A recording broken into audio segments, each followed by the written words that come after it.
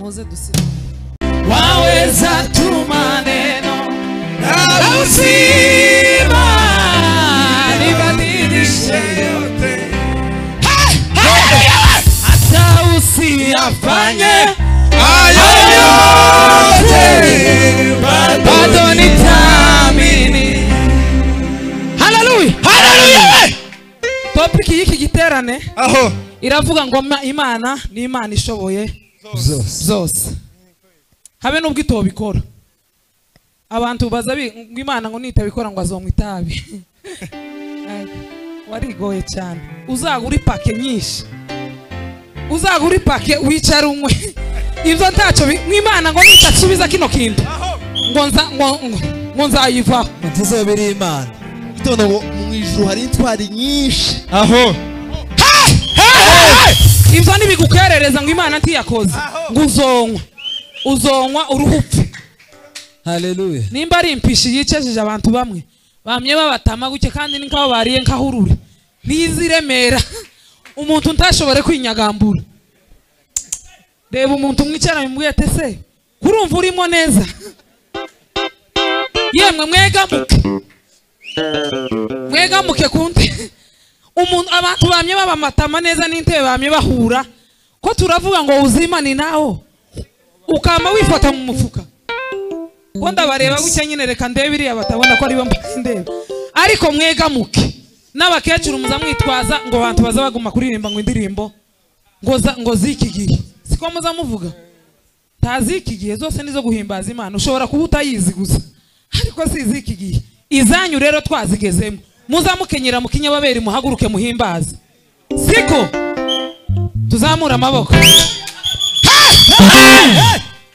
ko turiyegereza umuvuga butumwa tumwiyegereza nk'umuntu uvuye kimukunga ndara imirimba ko mpantekera nikaho kuri tumwakire tumucanganyikishe kugira ngo atore ikirere curanga kida ani nao moyoni daima zemani Yesu Mwokozi aliingia rohoni hakika kanitilia hodari uzima ninao moyoni daima uzima ni Yesu Mwokozi aliingia rohoni